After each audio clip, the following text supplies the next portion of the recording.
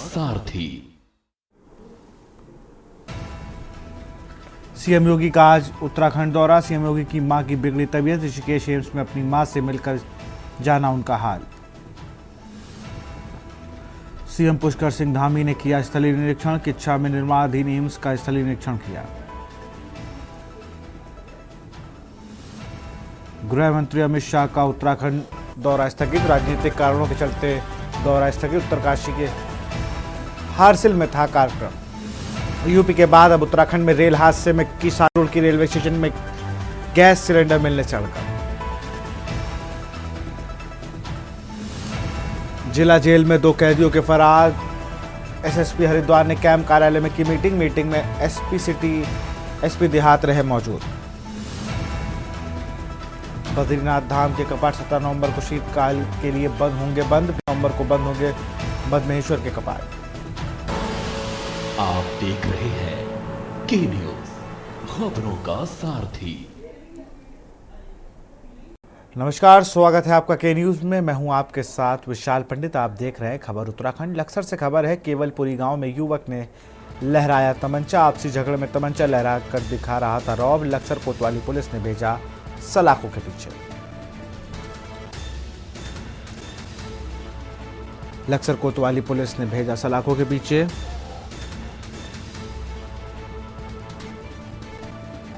जी, जमीन विवाद में हुआ था विवाद, जहां पर आपसी झगड़े में तमंचा लहराया।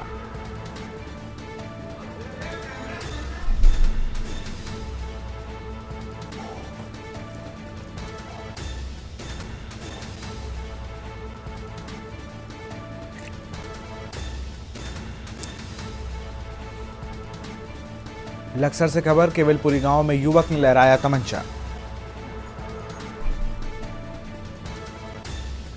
आपसी झगड़े में तमंचा लहरा कर दिखा रहा था रौब।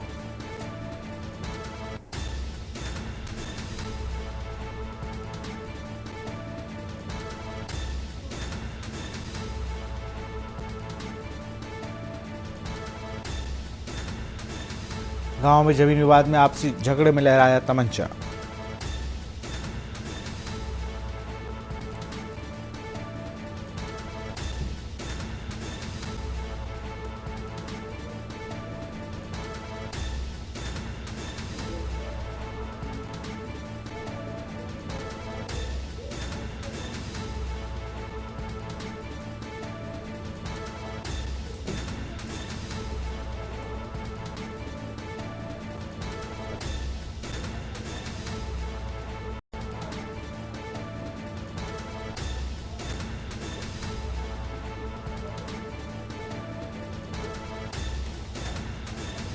जमीन विवाद पर आपसी झगड़े में लहरा रहा था तमंचा।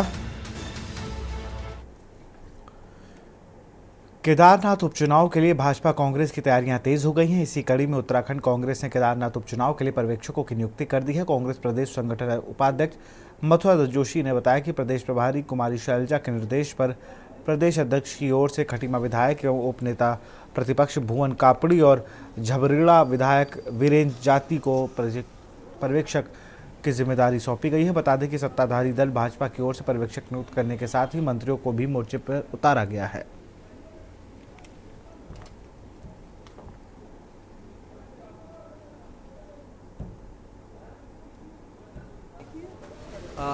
भारतीय जनता पार्टी चाहे छोटा चुनाव हो चाहे बड़ा चुनाव हो, हर समय तैयार रहती है और हमारी तैयारी आज से ही नहीं, हम लगातार हमारा संगठन काम करते रहता है और सजगता से काम करता है। इसलिए हमें कोई भी किसी बात की कोई चिंता नहीं है। कोई भी सामने हो, हम हर समय तैयार है और भारतीय जनता पार्टी केदारनाथ का चुनाव भारी मतों से जीतेगी। पर्वत समिति का कार्य अखिल भारतीय कांग्रेस कमेटी के निर्देश पर प्रदेश कांग्रेस कमेटी के माननीय अध्यक्ष आदित्य मेहरा जी ने केदारनाथ चुनाव में पर्यवेक्षण करने के लिए 2 वरिष्ठ नेताओं की ड्यूटी लगाई है। उनको पर्यवेक्षक के रूप में नियुक्ति किया है। और हमारे जो विधानमंडल दल के उपनेता हैं भुवन कापड़ी जी और जो हमारे झबरेड़ा के विधायक हैं वीरेंद्र जाति जी, इन दोनों वरिष्ठ नेताओं को केदारनाथ चुनाव में पर्यवेक्षक की भूमिका में नियुक्त किया है। और इनसे माननीय अध्यक्ष जी ने अपेक्षा की है कि वो यथाशीघ्र जाकर वहाँ के कार्यकर्ताओं से बातचीत करके और उम्मीदवार के संबंध में और उस क्षेत्र की जो रिपोर्ट है वो रिपोर्ट एक सप्ताह के अंदर में प्रदेश कांग्रेस कमेटी को सौंपेंगे। खबर डोईवाला से है, जहां आज उत्तर प्रदेश के मुख्यमंत्री योगी आदित्यनाथ डोईवाला के जोली ग्रांट स्वामी राम हिमालयन हॉस्पिटल पहुंचे और हॉस्पिटल में पिछले 6 दिनों से भर्ती अपनी मां सावित्री देवी का हालचाल जाना। हिमालयन हॉस्पिटल के डॉक्टर हेमचंद पांडे ने मीडिया को जानकारी देते हुए बताया कि यूपी सीएम योगी आदित्यनाथ जी की माताजी सावित्री देवी पिछले 5 हॉस्पिटल में स्वास्थ्य लाभ ले रही हैं।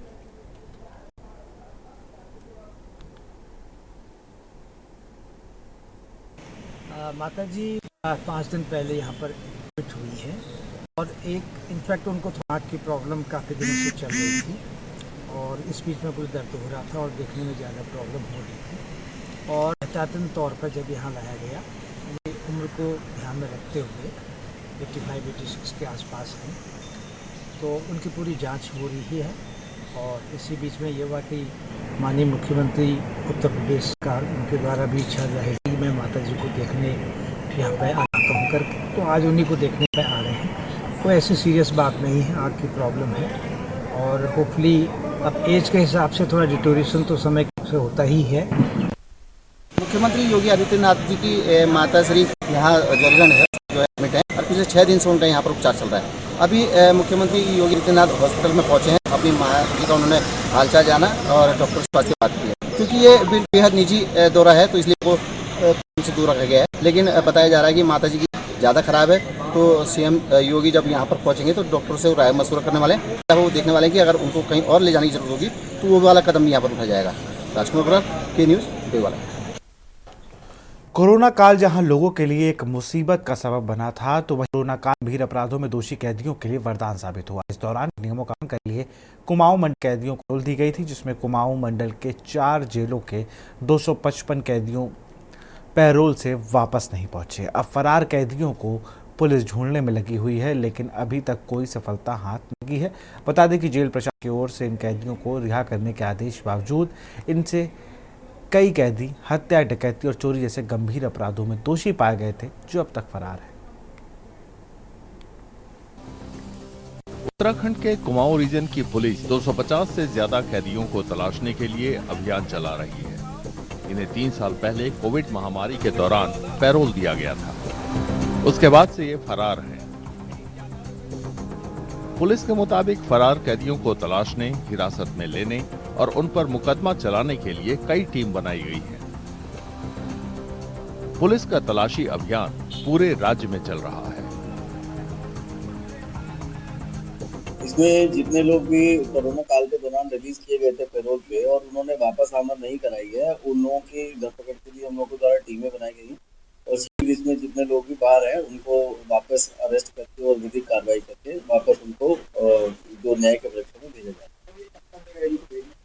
अभी टीमें हमारी लगी हैं, जैसे सफलता मिलती है हम उस हिसाब से इसमें आगे कार्रवाई करेंगे। कोविड के दौरान महामारी फैलने से रोकने के लिए जेलों में भीड़ कम की गई थी।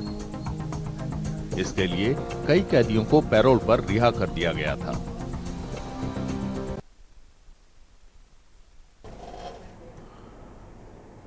पहाड़ के समाज की जीवन संस्कृति और रहन सहन दोनों अनूठा रहा है, जहां की लोक परंपराएं व रहन सहन प्रकृति के करीब और सृष्टि से संतुलन बनाने वाली रही हैं। इसका झलक पर्वतीय समाज की हाउसिंग कॉलोनियों कही जाने वाली बाखोली में भी देखा जा सकती है। इस रिपोर्ट को देखिए। उत्तराखंड में नैनीताल के रामगढ़ ब्लॉक में खूबसूरत बाखली देखने को मिलती है। बाखली पारंपरिक सामुदायिक घरों की कॉलोनी को कहते हैं। यहाँ 35 से ज्यादा घर एक कतार में करीने से बने हैं। उत्तराखंड की सबसे लंबी बाखली कुमाऊं मंडल के कुमाटी गांव में है। उत्तराखंड की सबसे लंबी बाखली है, इस गांव का नाम कुमाटी है और यहाँ 35 परिवार रहते हैं पूरे, और भी ज्यादा होंगे, आधे तो हल्द्वानी चले गए हैं, अभी रहते ही हैं फिर भी बहुत लोग। बाखली आशियाने की पारंपरिक व्यवस्था है। सैलानी इसे देखकर काफी रोमांचित होते हैं। हालांकि यहाँ रहने वालों की शिकायत है कि उनकी लगातार अनदेखी होती रही है। ये हमारे बाप दादाओं ने वैसे ही देखी। लोग कहते हैं 200 साल से भी ज्यादा पुरानी बाखली है। ये बहुत इधर उधर से हर एक हफ्ता, कोई हफ्ता ऐसा नहीं जाता है जब यहाँ 2-4 टूरिस्ट जो है यहाँ देखने के लिए नहीं आते हैं। नाम के लिए सबसे बड़ी, उत्तराखंड की सबसे बड़ी बाखली है। लेकिन इसकी सबसे बड़ी कमी ये है कि यहाँ पर रोड नहीं है। सरकार इस चीज को नहीं देखती है कि यहाँ पर इसकी सुविधा दी जाए। सरकार की तरफ से जो है यहाँ पर कोई किसी चीज की मदद नहीं दी गई है। नैनीताल प्रशासन ने भरोसा दिया है कि बाखली को बढ़ावा देने के लिए दूर दराज के इलाकों में पक्की सड़कें बनाई जा रही हैं।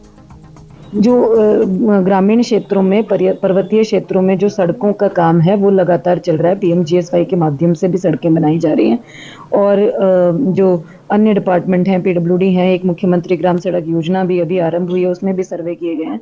ज़्यादातर जो समस्या आती है या डिले होता है रोड निर्माण के कार्यों में, वो फॉरेस्ट लैंड ट्रांसफ़र की जो लंबी प्रोसीजर है उसके कारण होता है। अभी उसमें जो कॉम्पनसेटरी और फॉरेस्टेशन लैंड के मानक हैं उसमें भी काफ़ी परिवर्तन भारत सरकार की ओर से किए गए हैं, तो इससे काफ़ी राहत मिलेगी। बाखली की खासियत है कि ये सर्दियों में गर्म और गर्मियों में ठंडे होते हैं। ऐसे कई घरों में अब ताला दिखता है। वहाँ रहने वाले रोजगार की तलाश में घर से दूर जा चुके हैं। सितारगंज सिसोना बरुआ गांव बाग में महिलाओं ने एकत्रित होकर सड़कों पर एक जुलूस निकाला, जिसके माध्यम से उन्होंने क्षेत्रवासियों को जताया कि नशा बंद करे, नशा बेचना बंद करे। शराब, स्मैक, डोडा, अफीम, चरस, गांजे से नशों पर लगाम लगनी चाहिए, क्योंकि आज नशे के लत में पड़कर नौजवान पीढ़ी बर्बाद हो रही है और चोरियां दिन पर दिन बढ़ती जा रही है। हमारे क्षेत्र में नशे में पड़कर नई पीढ़ी बर्बाद हो रही है। हमने कई बार धरना प्रदर्शन, जुलूस जैसे आंदोलन किए, लेकिन नशे पर लगाम नहीं लगा पा रहे हैं। हम चाहते हैं कि शासन प्रशासन हमें इसमें सहयोग करे और आसपास के क्षेत्रों के अंदर नशा संपूर्ण रूप से बंद हो, वरना हम लगातार इसी तरीके से विरोध प्रदर्शन करते रहेंगे।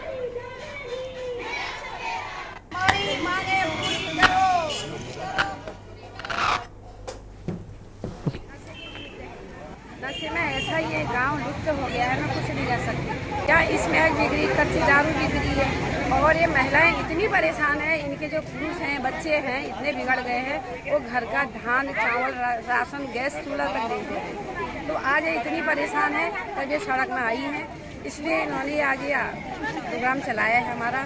सबसे पहले तो मैं आपके चैनल का धन्यवाद देती हूँ, आप लोग यहाँ आए। और यहाँ रुकते एक छोटे से ब्रेक के लिए।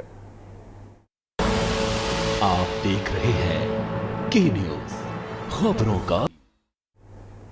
ब्रेक के बाद आपका स्वागत है। खबर गदरपुर से है। वाहन चेकिंग के दौरान एक बाइक चालक था, उसकी नाबालिग बेटी को कथित रूप से थप्पड़ मारने के बाद पुलिस और जनता के बीच बखेड़ा हो गया है। इस दौरान तीखी नोकझोंक के बाद पुलिस आम लोगों के बीच हाथापाई भी हुई। बीती रात दिनेशपुर मुख्य चौराहे पर पुलिस वाहनों की चेकिंग कर रही थी। इस दौरान शक्ति फार्म निवासी हरीश वर्मा अपने बच्चों के साथ दुर्गा पूजा देखने दिनेशपुर आ रहा था। आरोप है कि पुलिसकर्मियों ने उन्हें रोका और बाइक सीज करने की धमकी दी। हरीश ने विरोध किया तो पुलिसकर्मियों ने झापड़ मार दिया।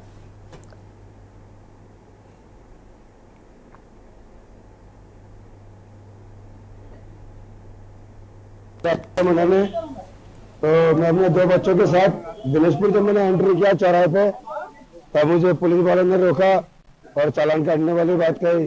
तब मैंने पुलिस वालों को बोला कि सर मेरे पास दो नाबालिग बच्चे हैं, एक मैं हूँ सर।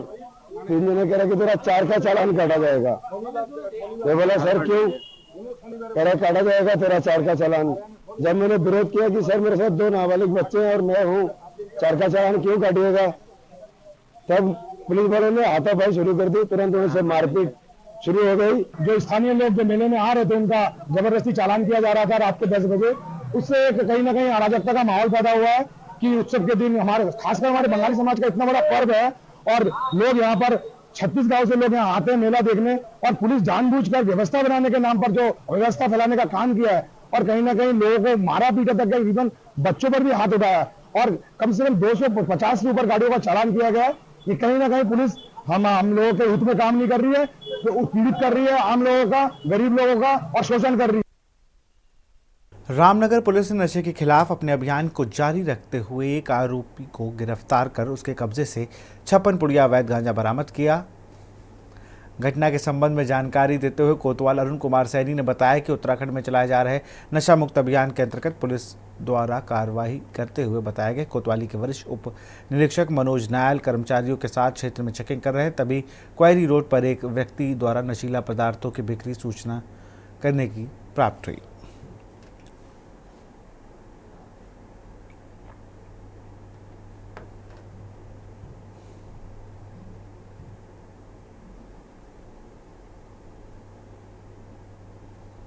रामनगर पुलिस द्वारा नशे के विरुद्ध लगातार कार्रवाई की जा रही है। इसी क्रम में आज क्यारी रोड से एक व्यक्ति दीवान नाम से 56 पुड़िया लगभग 600 ग्राम गांजा के साथ गिरफ्तार किया है। अभी उसको माननीय न्यायालय पेश किया जा रहा है।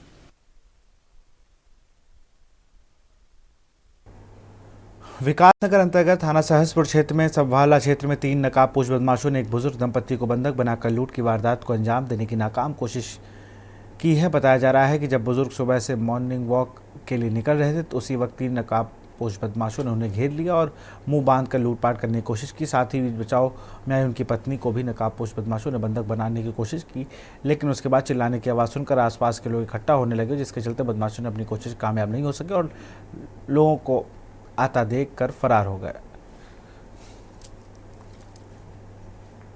टहल रहा था सुबह 5:15 बजे और उसी समय जो है ना यहाँ से इधर से और यहाँ इस जगह था मैं और एकदम मुझे जो ना वो कर लिया, मतलब एकदम गिराया। इस तरह से मेरे सिर में यहाँ चोट भी आया, गिरा के उन्होंने मेरे जो ना हाथ पैर बांधे, मुंह बांध दी ऐसे करके। उसके बाद कहते हैं कि जो कुछ है तुम्हारे पास दे दो। मैंने कहा भाई मेरे पास यहाँ थोड़ी है और मैं घर में कुछ रखा भी नहीं है। शमशेर सिंह जी जो कि रिटायर्ड रेलवे के कर्मचारी अपने आंगन में सुबह टहल लेते। ये करीबन घटना 5:15 साढ़े 5 की होगी। तो 3 अज्ञात युवक उनके आंगन में आते हैं और उनको का देके उनको उनके ऊपर कब्जा कर लेते हैं और उनके हाथ पैर बांध देते हैं तथा उनसे कहते हैं कि उनको घर की तरफ को ले जाके लूट, कहते हैं कि जो भी है वो सामान लाके दो। और इसी बीच यूपी के बहराइच से बड़ी खबर आ रही है, जहां पर मूर्ति विसर्जन के बीच भारी बवाल।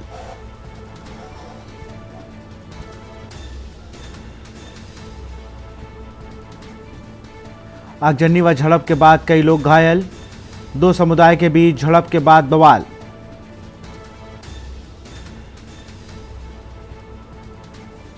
आगजनी व झड़प के बाद कई लोग घायल,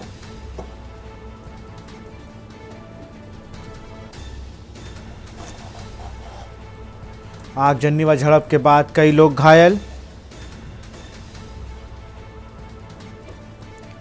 2 समुदाय के बीच झड़प के बाद बवाल।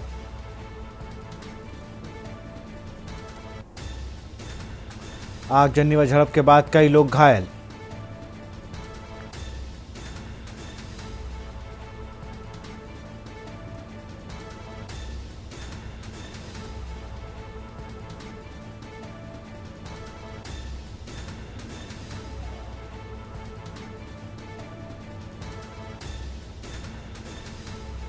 आगजनी व झड़प के बाद कई लोग घायल। बहराइच से खबर, मूर्ति विसर्जन के बीच भारी बवाल। और इसी खबर पर अधिक जानकारी के साथ फराज अंसारी हमारे संवाददाता फोन लाइन पर जुड़ चुके हैं। फराज, अभी क्या अपडेट है वहां पर?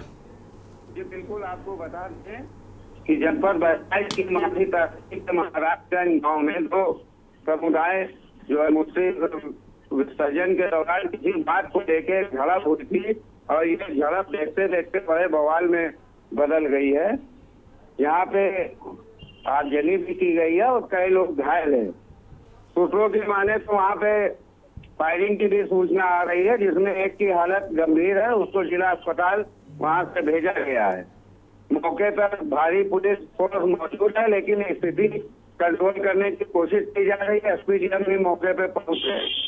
वही अगर बात की जाए जिला अस्पताल की, तो वहाँ पर जो घायल युवक है वो पहुंचा है और वहाँ अस्पताल के बाहर भी काफी जमावड़ा लगा हुआ है। ये कब की घटना है और अधिकारियों क्या कुछ कहना है इस पे? जी हाँ बिल्कुल, इसमें बता दें कि देर शाम की घटना है। लगभग 6 और 7 के बाद यह मामला पड़ा है और भीड़ बहुत भारी मात्रा में उस जगह पे भी है और यहाँ मेडिकल कॉलेज का भी घेराव किए। अधिकारियों की बात की जाए तो सभी अभी मौके पर मौजूद है और स्थिति नियंत्रण करने में लगे हुए हैं। पूरी तरह से यहाँ पे तनाव की स्थिति है। जिला प्रशासन मौके पे मौजूद है और किसी भी तरह मामला शांत कराने और समझाने बुझाने में जुटा है। जी, किसी अधिकारी से आपने बात करने या कोशिश की हो, कोई अधिकारी आपसे मिला हो? जी बिल्कुल, इसमें पुलिस अधीक्षक को फोन किया गया है तो मौके पे है और फोन उनका काटा जा रहा है। मौके पे हम भी लोग पहुंच रहे हैं, किसी मौके पे पहुंच गए। अभी कोई भी अधिकारी बयान नहीं निकल के सामने आया है। मामला तनावपूर्ण बना हुआ है। बहुत बहुत शुक्रिया फराज तमाम जानकारी के लिए। आपका दो समुदाय के बीच झड़प के बाद बवाल।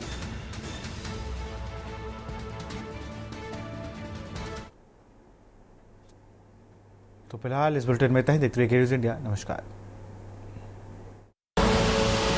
देख रहे हैं के न्यूज़, खबरों का सारथी।